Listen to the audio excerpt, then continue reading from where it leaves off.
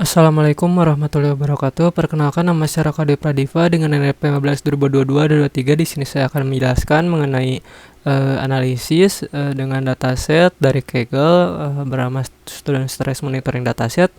Yang dimana di sini ada dua dataset. Pertama, di sini dataset yang pertama ada 21 kolom atau fitur dan 1100 baris, tidak memiliki missing values dan tidak memiliki duplikat gitu ya. Dan yang kedua di sini ada stress dataset yang dimana memiliki 843 baris dan 26 fitur atau kolom. Di sini ada tidak memiliki missing value namun memiliki 27 duplikat gitu ya. Yang pertama saya akan bahas di sini untuk stress level dataset. Nah, yang pertama-tama saya di sini menggunakan Zone Analytics untuk untuk tools analisisnya, dan di sini kita bisa langsung import data ya. Ini untuk pertama-tama untuk membuat si workspace-nya. Nah, di sini ada bermacam-macam pilihan. Untuk saya di sini saya menggunakan CSV ya, file bertipe CSV. Kita bisa langsung choose file dari lokal gitu ya. Nah, kita bisa langsung ke workspace-nya terlebih dahulu. Nah, di sini setelah importnya berhasil, pasti akan langsung muncul si datasetnya gitu ya. Nah, di sini saya sudah membuat 3 analisis mendalam gitu ya, berdasarkan 3 faktor gitu ya. Di sini untuk faktor pertama faktor psikologis, faktor gaya hidup, dan faktor sosial. Nah, untuk membuatnya sendiri kita bisa langsung buat melalui report gitu ya, si chartnya gitu. Nah, yang pertama di sini ada hubungan dengan kesehatan mental gitu ya, antara stress level dengan riwayat kesehatan mental gitu. Nah, jika kita lihat gitu ya, grafik ini tuh yang menunjukkan perbedaan yang signifikan gitu antara kita sebut mahasiswa saja dengan mahasiswa dengan riwayat kesehatan mental bernilai 1 atau yang memiliki riwayat gitu ya, dengan yang tidak memiliki riwayat. Jika dilihat di sini untuk memiliki rata-rata yang jauh lebih tinggi gitu ya dibandingkan yang tidak memiliki riwayat gitu ya, mereka yang tidak memiliki riwayat. Nah, hal ini tuh menjadi faktor risiko gitu ya, bahwa riwayat kesehatan mental itu menjadi faktor risiko utama untuk mengalami stres gitu ya. Dan yang kedua gitu, untuk hubungan dengan level kecemasan gitu ya, antara stres dengan level kecemasan.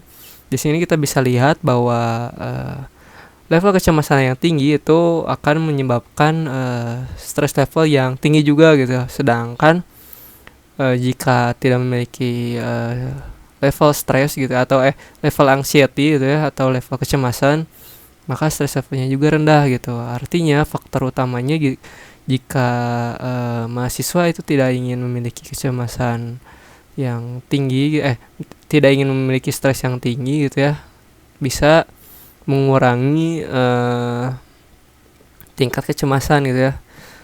Namun kedua ini tuh masih berhubungan gitu ya satu sama lain, antara faktor psikologis dan antara kesehatan mental dan kecemasan gitu ya. Jika kita tarik kesimpulan gitu, untuk faktor psikologis itu antara riwayat kesehatan dan kecemasan itu tuh menjadi berperan gitu ya, berperan sebagai prediktor yang kuat atas terjadinya stres gitu ya. Nah, yang kedua, untuk analisis yang kedua ini tuh untuk yang kedua itu adalah hubungan level stres dengan kualitas tidur gitu ya. Nah, kita bisa lihat di sini ya, untuk hubungan level stres dengan kualitas tidur, kita bisa lihat di sini bahwa kualitas tidur yang tinggi bisa mengurangi stress level gitu ya.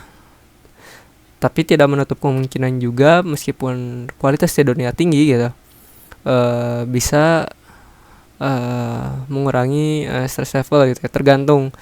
Artinya gitu, meskipun kualitas tidurnya tinggi, bagus gitu ya, kualitas tidurnya bagus, bisa ada kemungkinan stress level juga tinggi gitu ya. Dengan artinya gitu di sini tuh bisa ada hubungan faktor-faktor lain juga sebenarnya. Jadi jika kita lihat gitu ya, di sini tuh untuk kualitas tidur itu memiliki korelasi negatif gitu. Misal mahasiswa kualitas tidurnya rendah gitu. Nah, cenderung bisa berada di tingkat yang stres yang tinggi gitu ya. Nih, kita bisa lihat gitu. Tapi gitu ya, sebaliknya gitu, saat kualitasnya tidurnya meningkat gitu ya, menuju 4 dan 5, tingkat stresnya juga cenderung menurun gitu ya, di sini tuh menurun. Ini hanya sebagian case yang kecil gitu ya. Nah, ini membuktikan gitu bahwa si tidur yang cukup dan yang berkualitas juga bisa menjadi komponen yang krusial gitu ya dalam manajemen stres mahasiswa. Meskipun mahasiswa juga masih bisa merasakan stres dari faktor yang lain gitu ya. Nah, yang terakhir ini ada analisis faktor sosial. Nah, di sini untuk hubungan level stres dengan dukungan sosial. Jika kita lihat dari sini gitu ya, semakin tinggi dukungan sosial seseorang gitu ya, maka tingkat stres levelnya juga rendah gitu. Tapi jika si dukungan sosialnya rendah gitu, maka akan tercipta tingkat stres yang tinggi. Artinya di sini dukungan sosial menjadi faktor utama untuk menjadi peredam stres gitu ya. Faktor ya benar. Dukungan sosial itu menjadi sangat efektif gitu ya untuk peredam stres gitu. Nah, kita bisa tarik kesimpulan lagi gitu ya, bahwa dari analisis faktor psikologis, yang pertama itu riwayat kesehatan dan level kecemasan itu menjadi prediktor yang kuat untuk terjadinya stres. Dan dari faktor gaya hidup juga, kualitas tidur juga berperan penting gitu ya dalam menjaga kesejahteraan, dalam menjaga level stres gitu ya. Meskipun memang nggak menutup kemungkinan juga masih terkena stres dikarenakan faktor lain gitu. Nah, untuk analisis faktor sosial di sini, untuk dukungan sosial itu efektif ya menjadi peredam stres.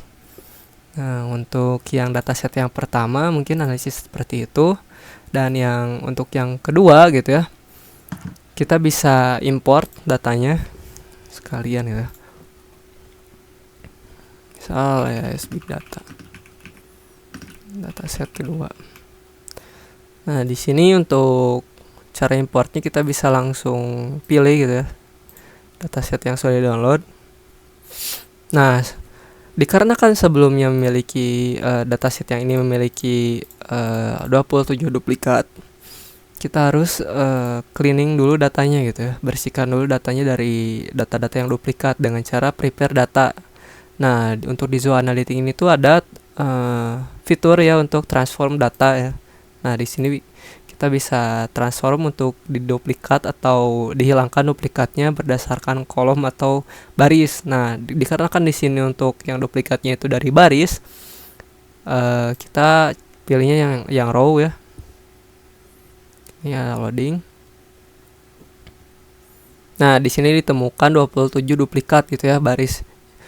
Nah, sesuai ya di sini ya 27 duplikat. Kita bisa langsung remove. Jika sudah, maka akan berkurang ya untuk barisnya dari 843 menjadi 816. Dan ini 100% valid datanya dari stage quality-nya. Kita bisa langsung apply change. Dan jika sudah, dan ini sudah berhasil di cleaning datanya, kita create.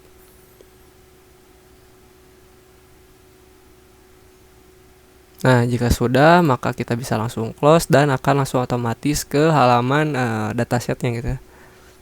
Nah, di sini untuk di zona analytics itu tuh kita diberi dua pilihan untuk auto generate report, dan kita bisa langsung manual untuk membuat di sidebar report gitu ya.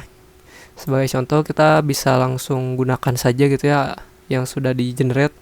Nah, di sini langsung ada 5 gitu ya. 5 analisis untuk gender, terus do you often feel lonely, do you feel overwhelmed, dan gender ya kita bisa langsung save dashboard saja gitu. Nah, di sini kita bisa lihat ya.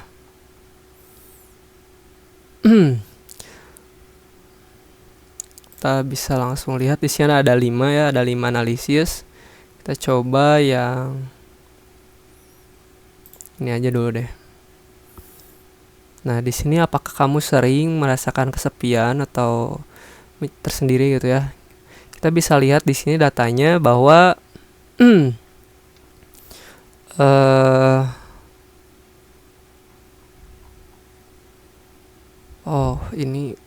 ini untuk analisis dari yang auto generate itu kadang dia tuh malah menganalisis satu fitur saja gitu ya. Kita langsung manual saja gitu ya. Langsung manual saja antara satu fitur dengan fitur lain agar kita bisa melihat gitu ya keterkaitannya.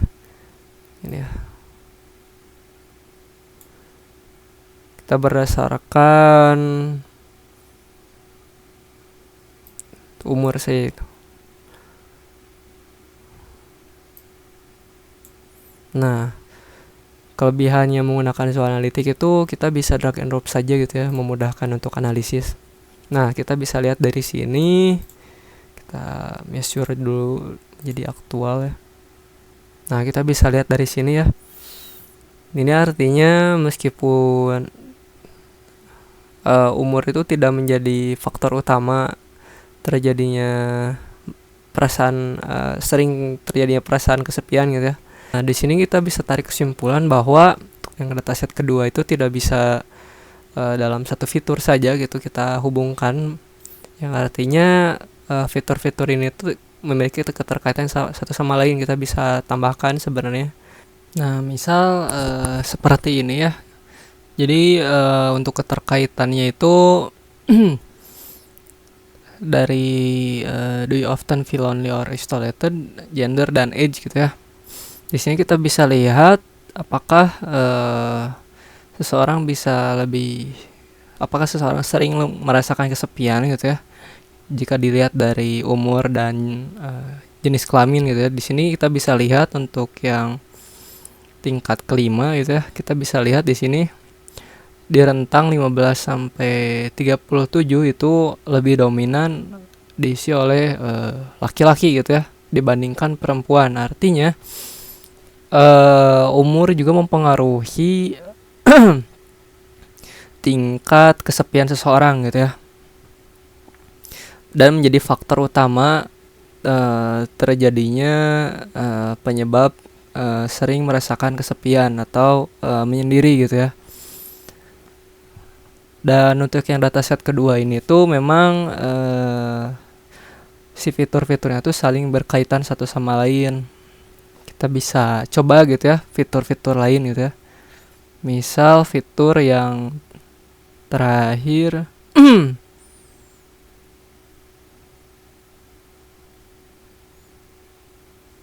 nah, misal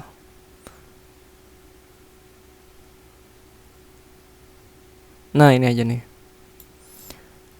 Apakah kamu menghadapi masalah tidur gitu ya, atau merasa susah untuk tidur gitu ya? Kita bisa lihat di sini bahwa tingkat kelima gitu ya, ini itu diisi dari rentang 17 sampai 37 dan diisi oleh perempuan dominannya gitu. Dan di sini yang menjadi faktor utamanya itu adalah dari gender gitu ya dibandingkan umur, sedangkan yang sebelumnya itu lebih ke sama sih sebenarnya, yang sebelumnya juga gender gitu ya. Di rentang 17 sampai 37 itu lebih dominan oleh perempuan, yang artinya perempuan itu lebih menjadi faktor gitu ya, utama terjadi gangguan tidur gitu, atau merasa susah untuk tidur gitu ya. Dan untuk kesehatan ini tuh perempuan menjadi faktor utama gitu ya. Kita bisa coba juga yang ini untuk analisisnya gitu.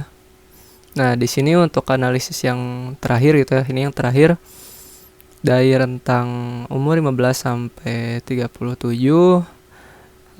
lebih dominan gitu ya. Kita lihat di sini adalah perempuan. Perempuan lagi gitu ya. Dan perempuan menjadi faktor utama juga gitu terjadinya sakit kepala gitu, lebih sering dari biasanya. Dan untuk yang rentang keempat, ketiga, kedua, ke satu sama gitu ya di sini juga.